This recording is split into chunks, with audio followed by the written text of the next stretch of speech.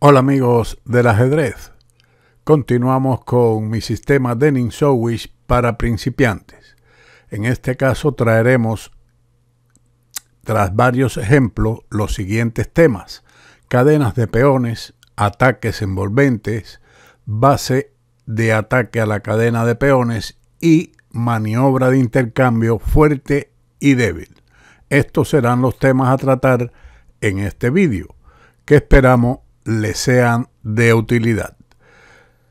Después de los movimientos E4, E6, D4, D5, E5, se han formado una cadena de peones negra y otra blanca. Los peones D4 y E5 del blanco, así como D5 y E6 del adversario, son los eslabones de la cadena. El peón D4 es la base de la cadena blanca, mientras que el peón de E6 es la base de la negra. En consecuencia, llamamos base al eslabón más inferior de la cadena, del que dependen todos los demás eslabones. Cada cadena de peones blanca y negra divide el tablero en diagonal en dos mitades. Por conveniencia, llamaremos a esta cadena de peones blanco y negro simplemente la cadena de peones. En esta ocasión traemos la cadena de peones como número 2, que indica Ninsowish. La situación es la siguiente: después de los movimientos E4, E5, D4, D5, jugando E5, renuncia a la oportunidad y además alivia la tensión en el centro, y esto sin ninguna razón visible. ¿Por qué entonces lo hace? No creo que la energía ofensiva latente de la posición de las blancas antes de la jugada E5 pueda desaparecer repentinamente como consecuencia directa de E5. Debe estar presente como antes, aunque en una forma modificada, ya que el avance E5 por encima de todas las cosas frena el movimiento de los peones negros y por lo tanto implica un bloqueo. Ya sabemos que los peones, especialmente los del centro, están consumidos por un enorme deseo de expansión para avanzar, y por consiguiente hemos infligido al enemigo un dolor no despreciable. Además, gracias a E5, ahora hay dos teatros de guerra en el tablero: el centro y el flanco de rey de las negras. Mientras el peón blanco permanezca en E4, puede, si lo desea, abrir la columna E por medio del cambio E por D5 y ahora E por D5, para iniciar operaciones permanentes en la columna, tal vez plantando un caballo de avanzada en E5. Agrego aquí personalmente que las negras también pueden hacer uso de la casilla E4, plantando igualmente allí un caballo, ataque envolvente. Para comprender la asociación de ideas, será bueno examinar más de cerca la célula germinal de un flanco o un ataque envolvente. En esta posición, en el lado izquierdo, vemos la torre de C1 en un ataque frontal en el que el objetivo es bombardeado a voluntad de las blancas. Directamente la torre ataca el peón de C6. A la derecha, un ataque frontal de momento no existe. La maniobra siguiente es lo que le llaman en Ninsowish ataque envolvente, donde juegan torre G6, o de lo contrario también pueden hacer torre G7, torre F7 y torre por F6. Después de torre G6 seguiría más adelante igual la captura torre por F6, que está planeado desde el momento que la torre está en G1 y maniobra para atacar y capturar dicho peón.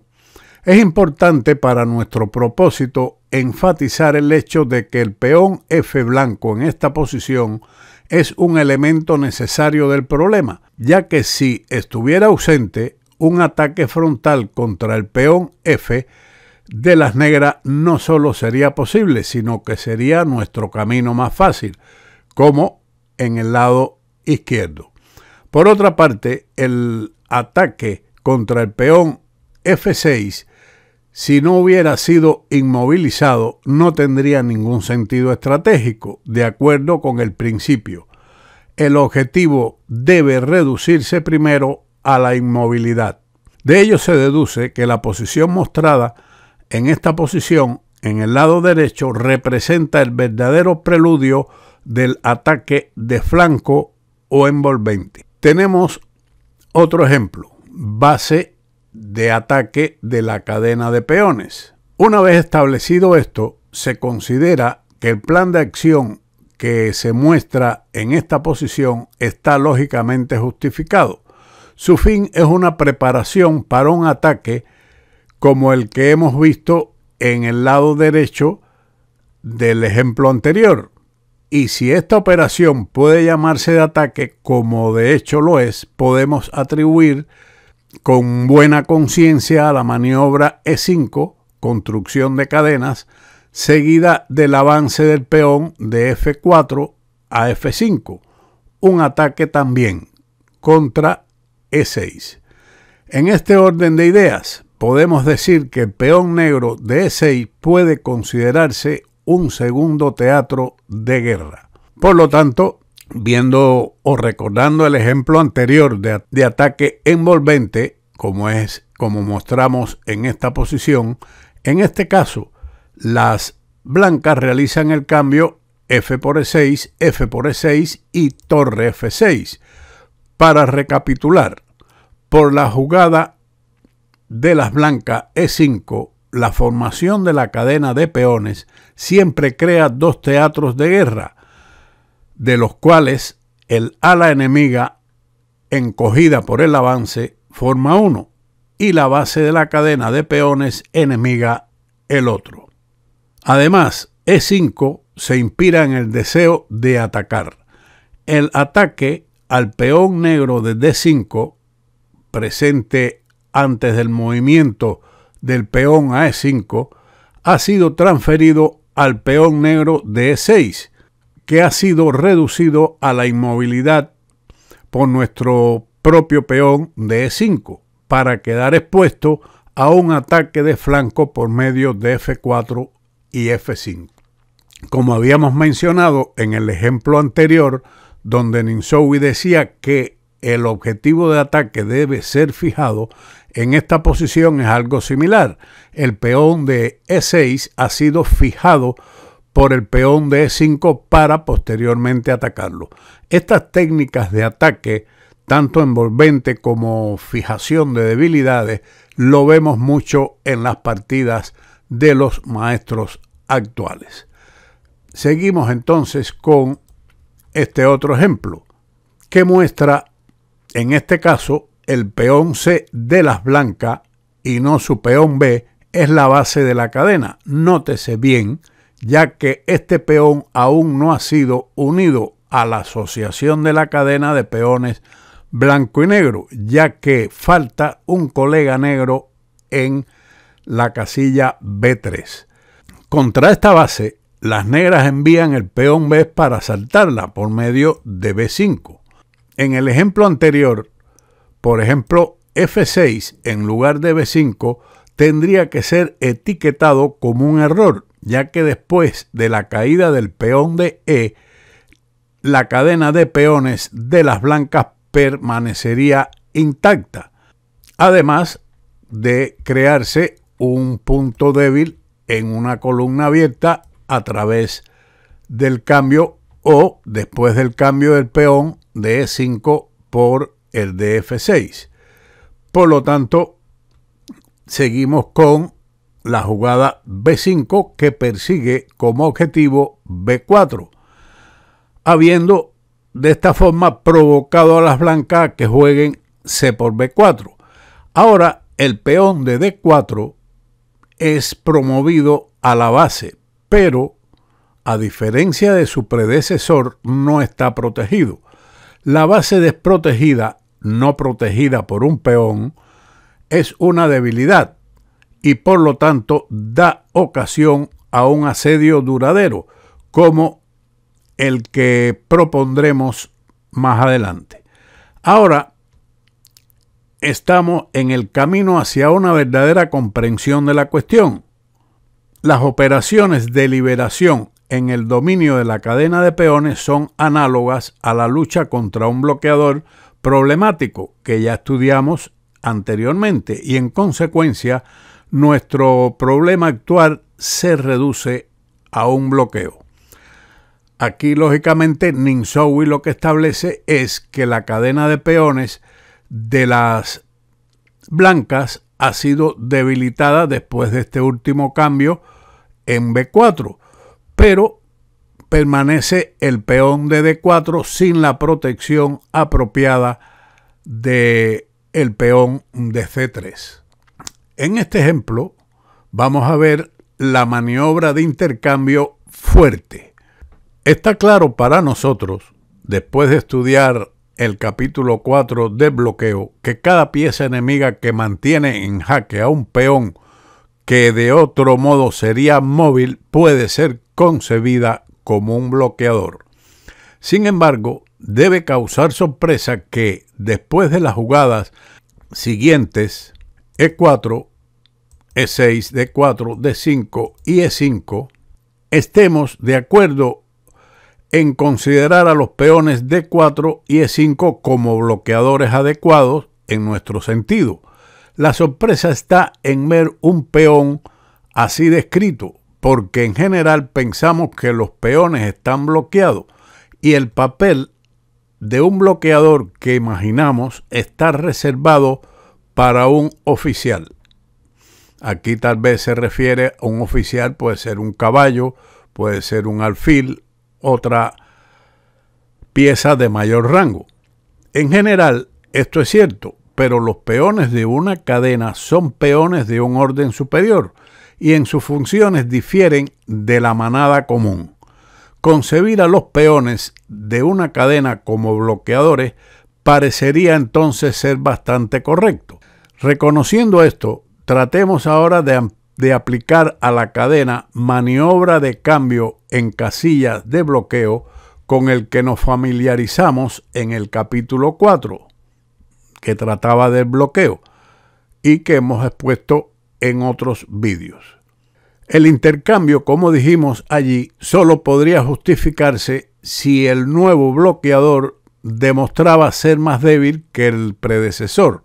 Lo mismo se aplica a la cadena. Un ejemplo, después de estos movimientos, el negro juega C5 y ahora caballo C3. Las negras pueden hacer que el bloqueador, el peón de D4, sea reemplazado por otro, la dama.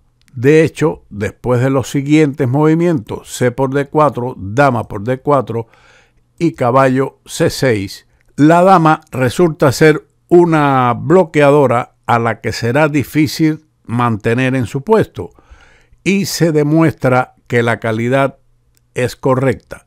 Si ahora alfil B5, alfil D7, alfil por C6 y B por C6, las negras tienen dos alfiles y una masa móvil de peones en el centro. Las negras ahora tienen la ventaja.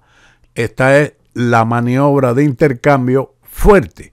Veamos ahora otra, la maniobra de intercambio débil. Esta maniobra de intercambio, por otro lado, sería débil después de E4, E6, D4, D5, E5, C5, C3, caballo C6, alfil E3, para después de C por D4, que en realidad en lugar de C por D4, dama B6 sería mejor, porque C por D4 permite alfil por D4. El alfil sería un cliente difícil de tratar y un intercambio adicional para deshacerse de él.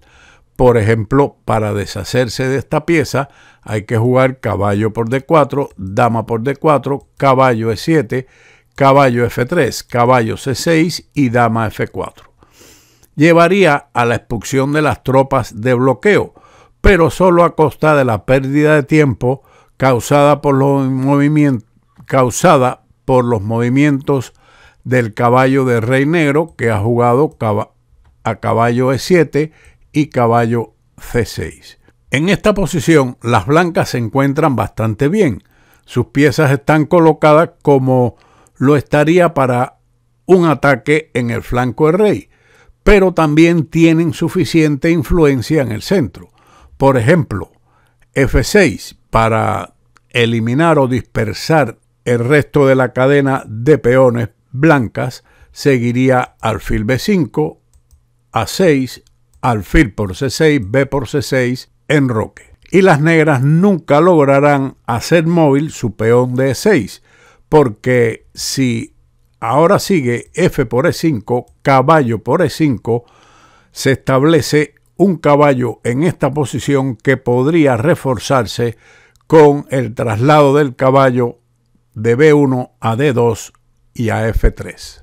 Espero que estos ejemplos hayan sido útiles para comprender el tema de la cadena de peones, que los peones en realidad también son bloqueadores. En este caso también bloquean los peones del enemigo, de las negras en el ejemplo en los ejemplos que Ninsowish ha expuesto, y ahora con el caballo en E5 se ha impedido que el peón de E6 pueda ser avanzado y liberar la movilidad de sus alfiles, sobre todo el de C8. Sin más, como siempre, nos veremos en otro vídeo de Ajedrez con Boudy. ¡Chao!